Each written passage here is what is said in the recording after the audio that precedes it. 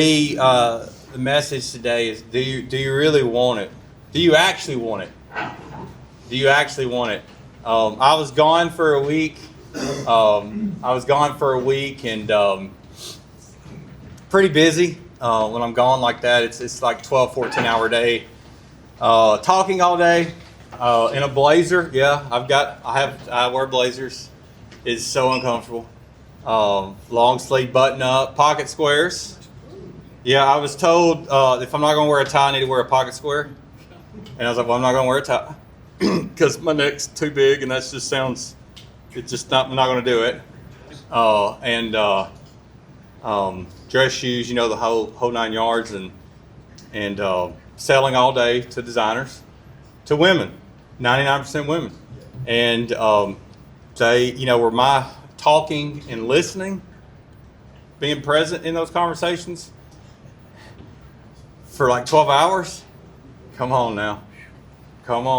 And anyway, so it's mentally exhausting, and I'm just thankful that I had the opportunity to do it, and so I'm so glad to be back here. So it's truly is a blessing. I don't know if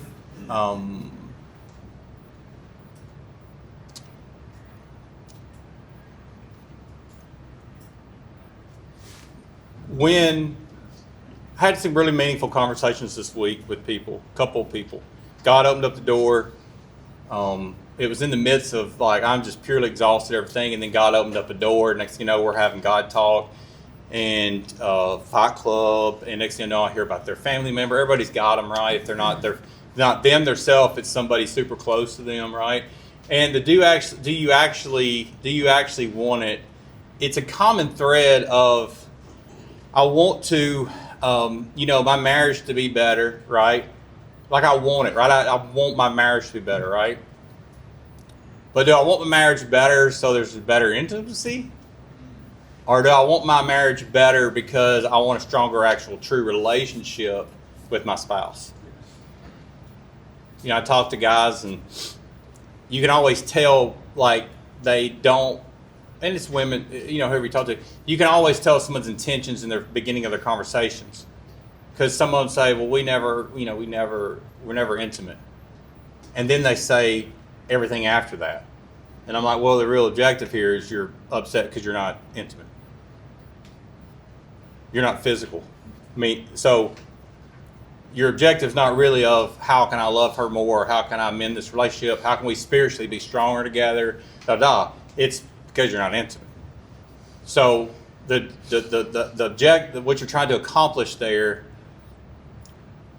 you're not taking into fact of what needs to take place to get to there. I want to, my battle was, right, I want to, right? I want to quit drinking, right? Well, I said that for years, but I didn't actually want to quit. Not really. I just didn't. I would mostly say that when I felt emotion. I went to a church service and I was like, I'm emotional, songs just right, pastor's talking to me, and I'm like, God, I'm driving on the way home, like, God, I just want to quit, God, I just want to stop, whatever. But then that evening, I'm solo and there's no accountability around me, and then I'm drinking. So I didn't actually want it. I just liked the idea of not drinking, but I also had an attachment to it I didn't want to let go, right? Until I was still at a point where you're looking at you have nothing, and then you're like, okay, well, either I let it go or I choose this other road, which looks pretty bad, right?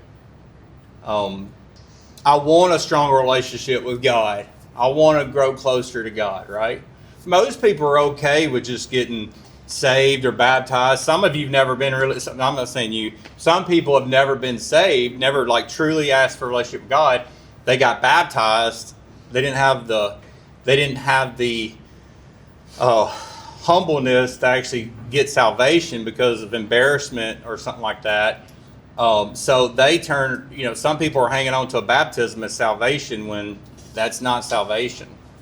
That's an act of, but it's not a salvation, right? Because they want to go to heaven, but they're not really willing to do what it takes to get there. You know? When you think about, I don't believe that anything worth having that you don't have to go through some tough times to get to it. You can talk to these men that's been married forever, and like it's not been 50 years of, you know, awesomeness and greatness, right? And some of it's not, and some of us unfortunately are not unable to weather through it, and some are able to figure it out, right? But I mean, people go through grief. They go through, there's things that happen with family members or whatever. They go through job loss, they go through addictions, they go through affairs, they go through anger, they go through stuff they inherited and they brought into the marriage and refused to let go of it. I mean, you know what I'm saying? So but do you actually want it? Do I actually want it? Do I actually want it? Leading a group. I've talked to Robbie about it, you know, in the past. We talked about it. You know, he said, you know, one of the things was, you know, there's always people coming up saying the church should do X. We should have a group for da-da-da-da, right? Their thing is going to be cool. Are you going to lead that? Right? Well, I'm just saying, okay. Right? Are you committed enough to be into a group? Are you committed to be in it weekly? Are you committed to being into it till God tells you to get out of it? Because sometimes we're tired and we don't show up. Well, that's God didn't change his direction on saying, no, I wanted you there. Like, get up. The devil's trying to get you to stay asleep. The devil wants you to hit the snooze, right? To rob you from being in a room full of men, whether it be this room or another room. It doesn't have to be this room. It doesn't have to be this room. But do you actually want it? When this is like 8 years, I'm coming up on 8 years, I think. Should be 8 years, I guess. For myself, like the last time I had drank and was no longer an alcoholic, and now it's getting to the point where I meet people and if I mention it to them, they can't fathom it. Well, because it's been 8 years now, so I've gone so far away from being in that world, in that state of mind. But you started thinking, do I actually want it? When I quit, and again, addiction, you know, maybe in me and have an alcohol problem, you know, it's sin.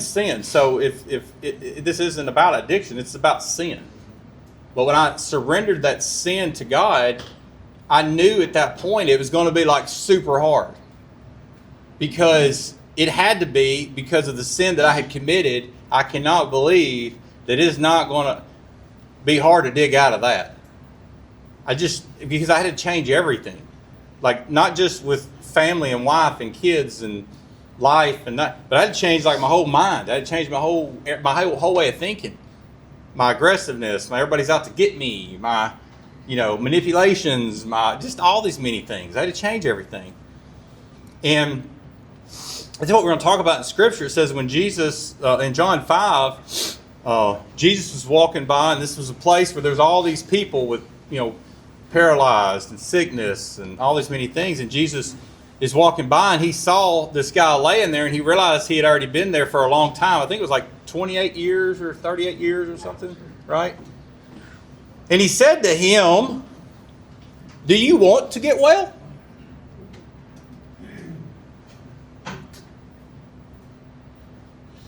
Do you want to get well? I read that because that's the way I feel it. I don't think it was Jesus coming through him and says, "Do you want to get well?" Right? God's like, "Yes, Holy Lord," right? I think it's like, "Do you want to get well? I'm your guy. Do you want to get well?" When God spoke to me, "Do you want to get well? Do you want me to remove this addiction from you? Do you want me to fix your marriage?" I'm going to know if you're lying. You've lied to everybody else. You've manipulated everybody else. But do you want to? That's the way I feel when he says that. Because I feel like it's what he said to me. Ryan, do you want to get well? I know your wife said she's leaving you and the kids and you're going to file bankruptcy. You've lost the business. You're all this stuff. But like, do you want to get well though? What is that tied to it? Are you wanting to surrender to me? Are you willing to lay all this down? Because you're crippled. 28, 38 years, whichever. You see what your life looks like. You want 28, 38 years more like that? Or do you want to get well? It's decision time. Just tell me. I'm going to keep trucking. Or I'm going to go to the guy sitting beside you that's paralyzed and ask him, do you want to get well? I'm going to ask one right now. And you're my first one. Do you want to get well? What's tied together with that? Are you willing, Ryan? Are you willing to let go of everybody? Are you willing to distance yourself from family? If you need to, if it's unhealthy? Are you willing to cut ties with social media for 5 years? Are you willing to push away people? Are you willing to devote your extra time to your wife and your kids and me, especially God? Do you want to get well? Well, my wife, not talking to her, bro. I hear it all the time. Well, my boss, not talking to your boss, brother. 40 more people at this pool. If you don't want to have this conversation, I can move on. But I'm asking you in this moment, when he spoke to me on May the 7th, which was my birthday, almost 8 years ago, he was talking to me. As I was sitting in his life, as I was sitting on that floor in an apartment, crying my eyes out with my wife, laying in her lap, crying like a baby, because that's how broken I was, he spoke to me directly and said, do you want to get well? She should have put a pillow over my head, probably, I'll be honest with you. She's a good woman. I heard something on the radio this morning really impacted me. It said, God can do more with our surrender than we can do with our control. Yeah. It's a relinquish of control. It's 100% surrender. What I would like to do, though, what I would encourage you to do, what our goal and our passion is to find the guy before he's there. It's a lot harder to get these guys out of a ditch than to catch them before they fall in it. Why do we do Fight Club? Sean, will tell you, he stepped in for me. It was real easy this last week, wasn't it? Huh? Getting up in the morning? Yeah. Getting here, fixing the coffee. I wish the church would, because there's cameras in here, I wish they would watch the reel of me here at 4:45. Yeah, in the morning. And then Charlie coming in at 5. But seeing, like, I'm fast walking to the coffee pot. I'm going to the coffee pot. I'm rolling up the doors. I'm moving all these chairs out because they're all scrunched up. I move them out because we're guys. We don't want to be in each other's laps, right? And then I have to get this out of that room. Hopefully the dry erase board's in that room. If not, y'all have seen it. I've had to go to that far room to the stage in the back corner. There is another gathering room, by the way. I found that out like a year after being here. Going up until where the music's at, into the other worship room in the corner, getting it and rolling that thing 100 yards into here, so we have a board back here. So when we're doing camera, we don't have this in the background. There's board back here. Passing these out, printing these out, right? Putting 7 pins on each other's tables. You know what I'm saying? But do I really want it? Is there a complaint from me? Absolutely not. Why? Because I really want it. What do I want? I want men to receive God. I want anybody to have a glimmer of what God's given me, and the only way to do that is set up an environment that encourages that, to create the desire of men. So when men walk in, when Jesus walks by our room, when he walks by our pool, he doesn't see a bunch of crippled, disabled men that are broken. But instead, he comes to this room and says, hey, y'all follow me, as he did the disciples, because he knows he has men that he can work with to go to the pool of the men, of the disabled, and hurt and broken.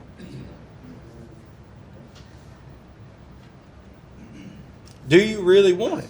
For the one that is unwilling to work shall not eat. 2 Thessalonians 3:10. For where your treasure is, your heart will be also. You can live in something so long, you start to own it. The man had been crippled for 38 years. His condition became his identity. As a man thinketh is he, so is he. in Proverbs 23:7. My people are destroyed for lack of knowledge, Hosea 4:6. He didn't answer Jesus with yes. He answered with an excuse. I did that like 100 times. I'm not going to lie. God just really had a plan for me. You say, well, God doesn't do that. Yeah, I think he does. I think he does. I think he does it because if I would immediately said yes to God when I felt like he might have been mentioning to me, problem is I wasn't ready. Like I mentally wasn't ready to surrender. I would have temporarily surrendered. I would have publicly surrendered, so y'all could all, oh Ryan, we're so glad you're, and then not really let go. So he says he didn't fully surrender. He didn't fully surrender. He said back to him, but I'm a disabled man. I have nobody to put me into the pool. This is in John 5:7. He tells Jesus, sir, I have no one to put me in the pool when the water is stirred up, but while I'm coming, someone goes down ahead of me. He says, I have nobody to put me in there. I would do it, but I can't get there on time. I would do it, but I'm working. I would do it, but my wife, she won't listen. I would do it, but I don't have the means. I would, God's like, you're missing it here. I didn't ask about any of those things. I just asked, do you want it? I'm going to take care of the other part, bruh. Do you want to walk through the sea? You can't escape Egypt. I'm not asking you. I'm saying, do you want to? Or do you want to live in persecution? I'll take care. There's no way we can cross that big sea. Don't worry about the sea. I'm asking, do you want it? And he told the guy,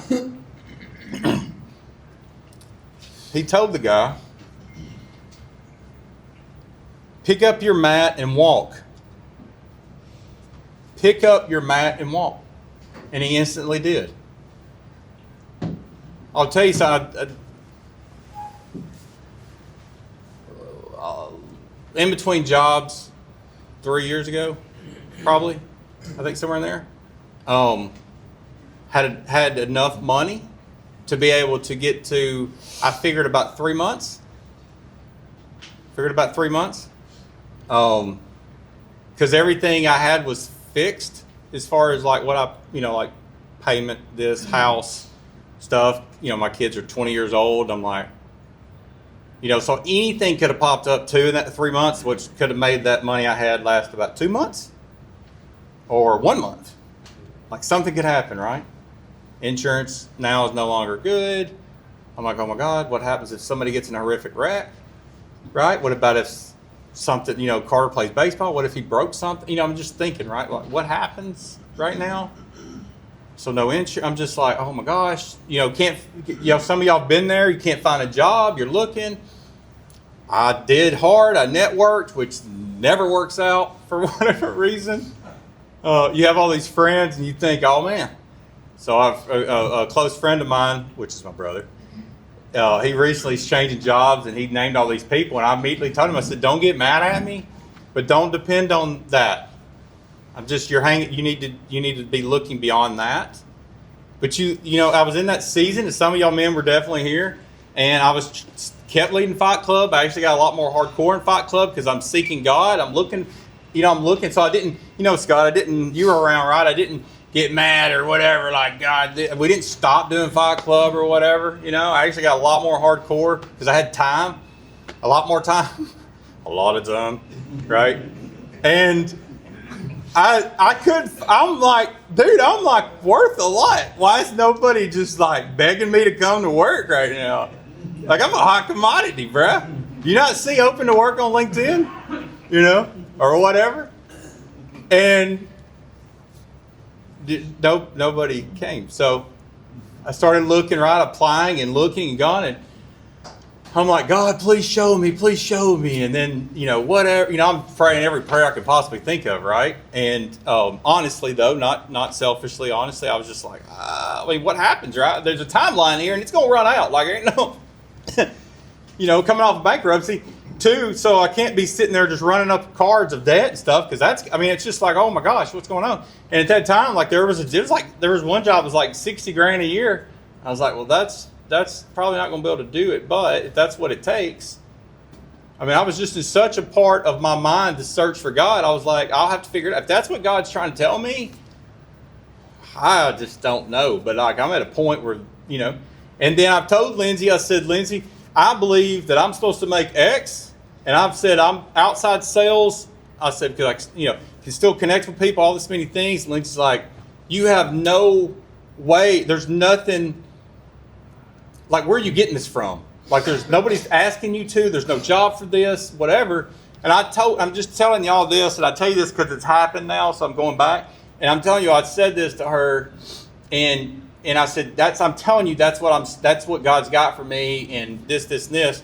And I'm telling you now that He delivered exactly what I told her when I was in complete darkness, and it made no sense. I had no leads. I could not see how I could pick up my mat and get up and walk and definitely bring anybody with me. And I'm telling you, that happened. And weird as it is, it happened exactly the time frame I told her it would happen. From God spoke it to me. Even something more mind-boggling. Bankruptcy. Whatever. Lost a bit. All this crap, right? That happened. That did it, okay? You get through that. It takes you time to rebuild credit. I haven't owned a house in 11 years. Because of that, and then now I've had to, and I'm telling you, right after that, I told Lindsay, also 2 years after that's cleared, that's when we're going to get a house. That's what I feel like God said, you're going to get a house. Mind you, we're having this conversation when I'm thinking, I've got 6 weeks.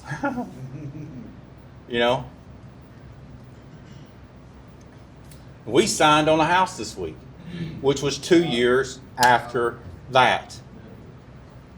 We're both just oozing with emotion. And that's funny because I talk about it to some people that has nothing to do with me. And the joy that has, it's not the house, it's the answered prayer that God said, do you really want it?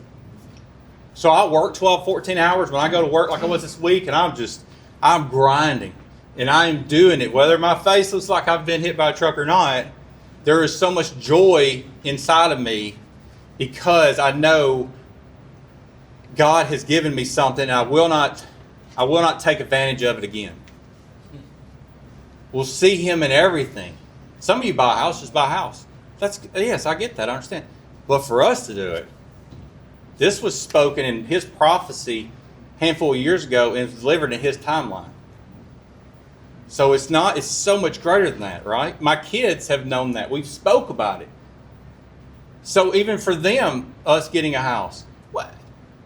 Again, it seems simple. It has nothing to do with that. It's the fact that God spoke it to me and I spoke it to them in an intimate way, and they're thinking, but Dad, you're not, I don't even, they can't see what's there, and that's what God wants to tell us. He knows that you can't get up. He knows that you can't pick up your mat. He knows that you can't walk.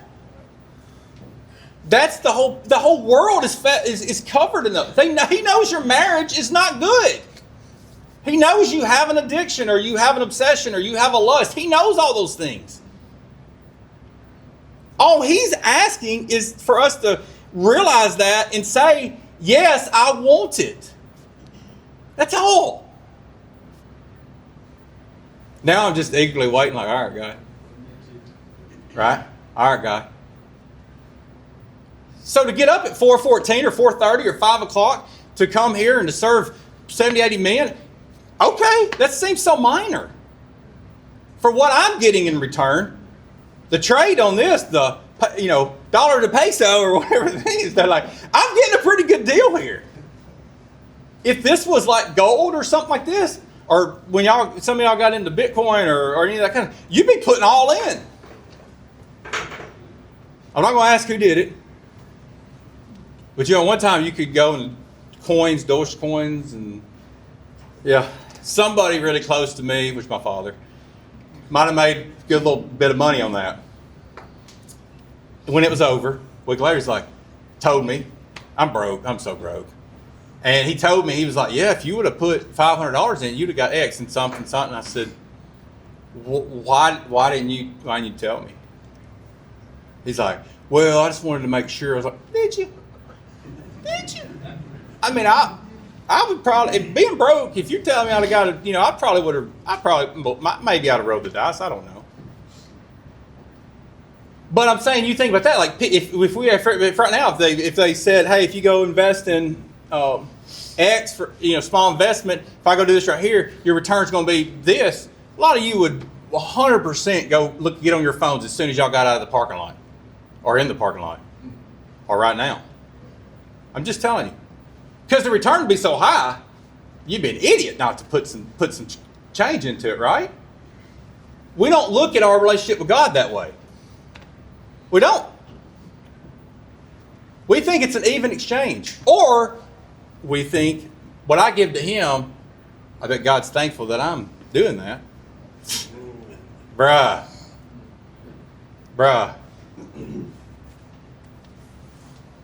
What he gives us is far greater than what we could give him. But do we really want it?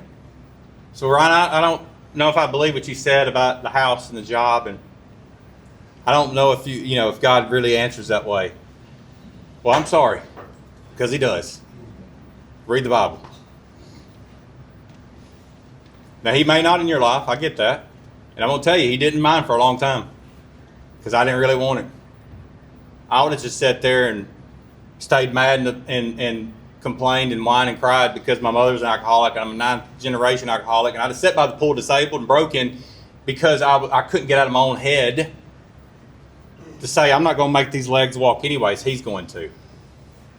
So yeah, I've been there. Thank God I didn't stay there, because I had a choice at 37, somewhere in there, 36, to get up or to sit down, to stay sat.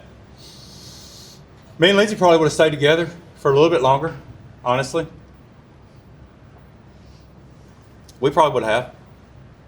We could have been, I could have never changed. We could still be fighting today. We could still be fighting alcohol. Probably would have led to affairs or something somewhere, her or I. I mean, just saying, our kids, what would they look like today?